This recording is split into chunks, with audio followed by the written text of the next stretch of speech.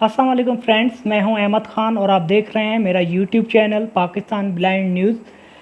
दोस्तों, आज की वीडियो में हम बात करेंगे मुख्तलिफ़ ख़बरों के हवाले से। मगर ख़बरें शेयर करने से पहले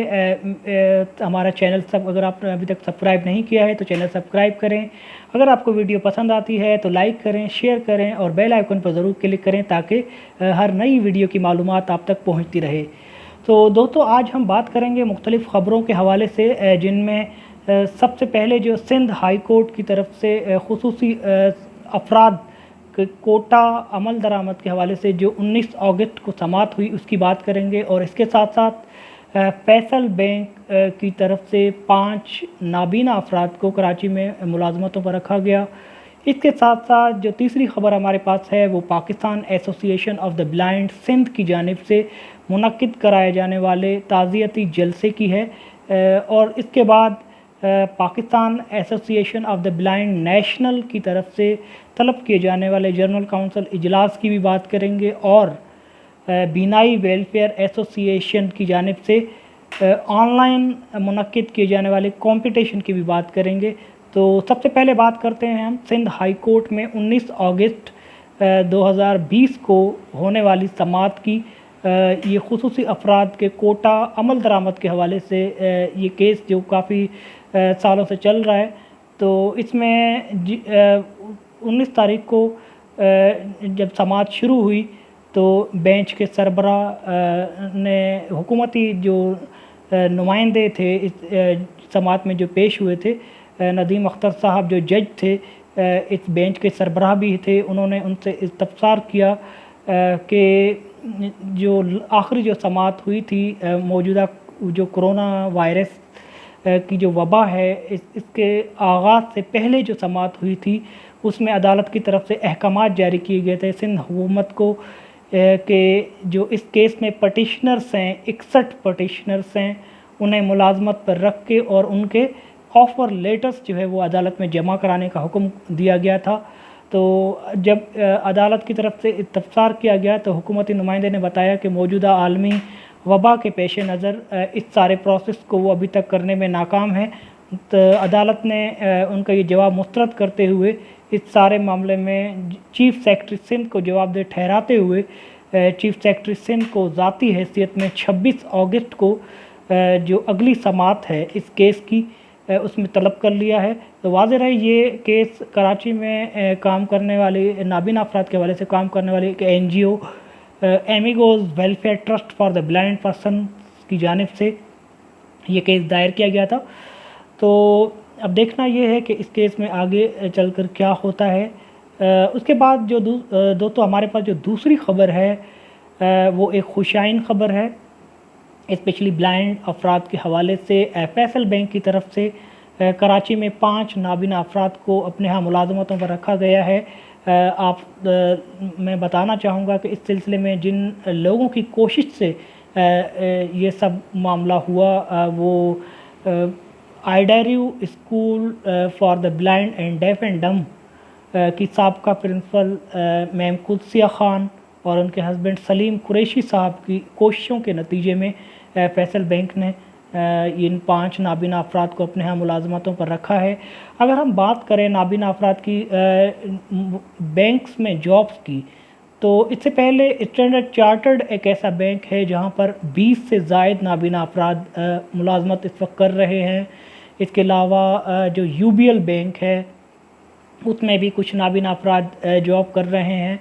और इसके साथ साथ 2 साल कबल जो है मीज़ान बैंक ने कराची के नाबीना नौजवान समाजी कारकुन इमरान अहमद शेख साहब की कोशिशों के बाद अपने यहाँ 4 लोगों को मुलाजमत पर रखा है। तो इसके साथ साथ दोस्तों मुलाजमतों के हवाले से एक दूसरी खबर हमारे पास ये थी कि फैसलाबाद में वासा डिपार्टमेंट में इतलात है कि 13 से 14 नाबीना अफराद को कॉन्ट्रैक्ट के बुनियाद पर मुलाजमतों पर रखा गया है। तो इसके बाद जो हमारे पास जो तीसरी ख़बर है वो Pakistan association of the blind Sindh की जानिब से मुनक्किद करवाए जाने वाले उस ताज़ियती जलसे की है जो कि PAB सिंध के साबिका रुफ़का جن میں پی اے بی کے سابقہ فائنانس سیکرٹری مرحوم صالح محمد بلوچ صاحب اور پی اے بی سندھ کے الیکشن کمیٹی کے چیئرمین شمس تبریز صاحب اور پی اے بی ضلع ٹھٹھہ کے صدر ملہ صاحب ان کی جو ڈیتھ ہوئی تھی،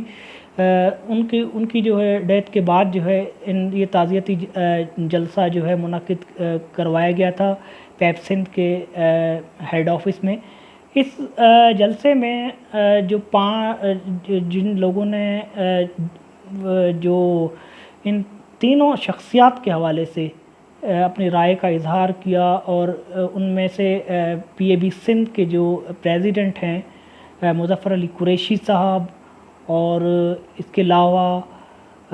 کراچی کے نابینا نوجوان سماجی کارکن عمران احمد شیخ صاحب، صفدر علی نجمی صاحب، جاوید جعفری صاحب، سید عشرت علی، ان تمام افراد نے ان تینوں شخصیات یعنی اللہ ڈنو ملہ صاحب اور صالح محمد بلوچ صاحب اور شمس تبریز صاحب کی جانب سے جو نابینا افراد کے حوالے سے جو خدمات پیش کی گئیں اور ان کے ٹیلنٹ کو ان تمام لوگوں نے خراج تحسین پیش کیا۔ اس منعقد کرائے جانے والے جلسے میں کراچی سے تعلق رکھنے والے 60 سے 70 نابینا افراد نے شرکت کی۔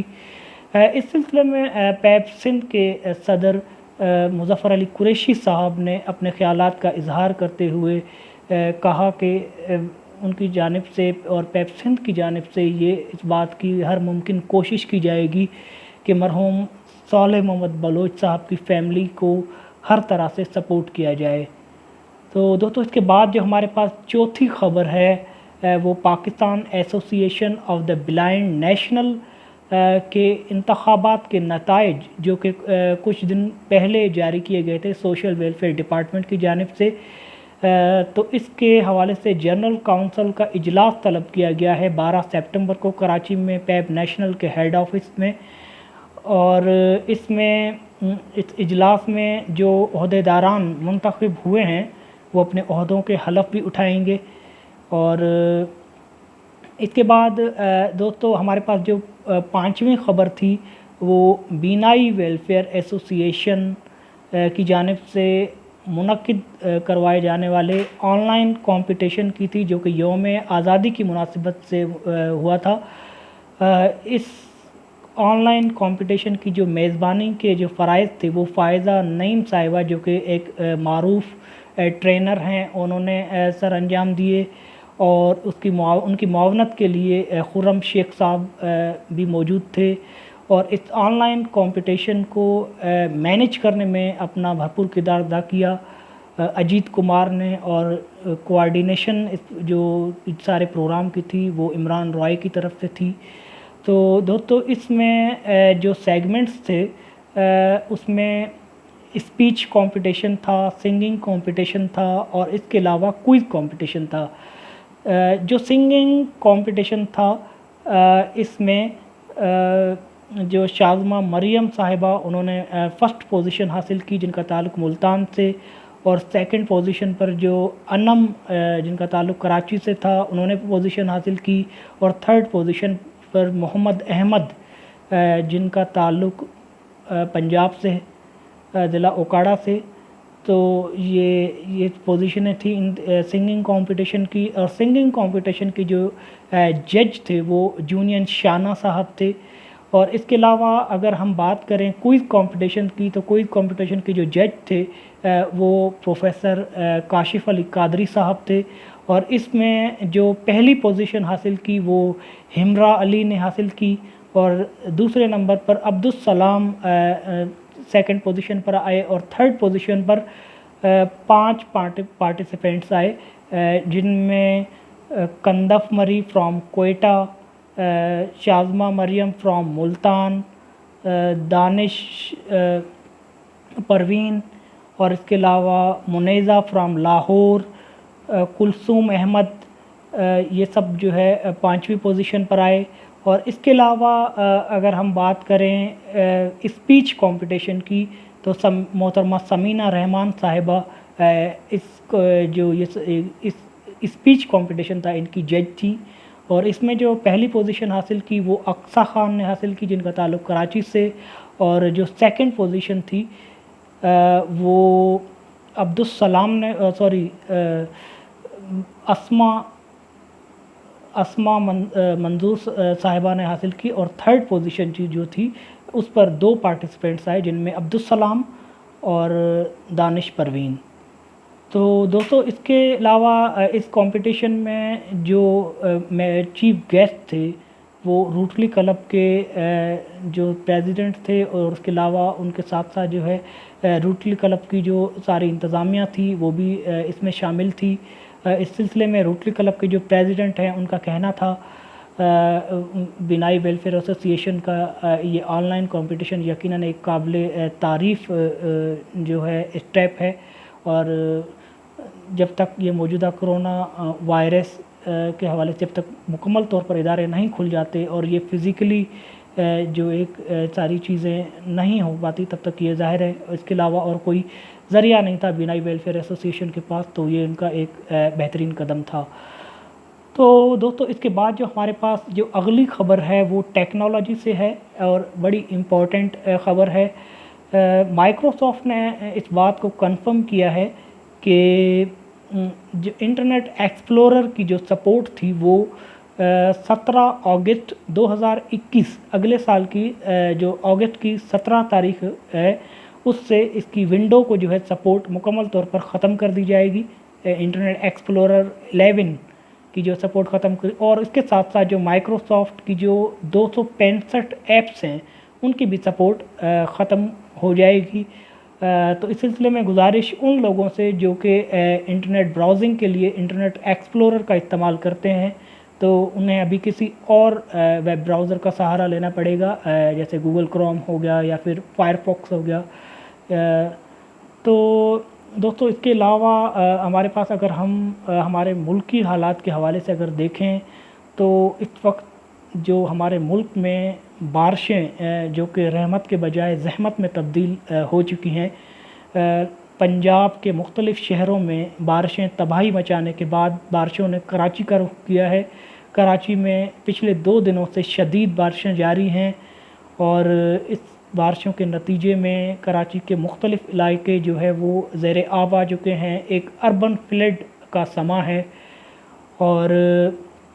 اللہ تعالیٰ سے دعا ہے کہ اس بارش کو وہ رحمت میں تبدیل کرے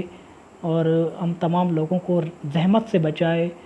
اور دوستو اس کے ساتھ ساتھ اگر ہم انٹرنیشنل لیول پر اگر بات کریں تو آپ لوگوں کو یاد ہوگا کہ پچھلے 8-10 دن سے ایک خبر جو کہ بڑی شدت سے جو ابھی تک بھی چھائی ہوئی ہے، UAE کی طرف سے اسرائیل کو تسلیم کیا گیا۔ اس کے بعد دنیا بھر کی نظریں اور اسپیشلی جو مسلم امہ کی جو مسلم ممالک ہیں ان کی نظریں تھیں وہ سعودی عرب کی طرف تھیں کہ آخر اس سارے معاملے میں سعودی عرب اپنا کیا موقف رکھتا ہے۔ تو بالآخر سعودی عرب نے ایک ٹائم لینے کے بعد اپنا موقف جاری کیا، اور سعودی عرب نے فی الحال تو اسرائیل کو تسلیم کرنے سے انکار کیا ہے، اور ان کا کہنا ہے کہ جب تک فلسطین میں مکمل طور پر مسلمانوں پر، فلسطینیوں پر اسرائیل کی طرف سے جو مظالم جاری ہیں وہ ختم نہیں ہو جاتے تب تک اسرائیل کو تسلیم نہیں کیا جائے گا۔ تو دوستو اس کے علاوہ اگر ہم اسپورٹس کی بات کریں تو اسپورٹس میں پاکستان ورسز انگلینڈ کے مابین تیسرا ٹیسٹ میچ جو کہ برطانیہ کی سرزمین پر جاری ہے۔ آپ لوگوں کو یاد ہوگا کہ پاکستان کو پہلے ٹیسٹ میچ میں جو ہے شکست کا سامنا کرنا پڑا تھا، اور جو سیکنڈ ٹیسٹ میچ تھا اس میں بارش کے باعث وہ میچ جو ہے وہ ڈرا ہو گیا تھا،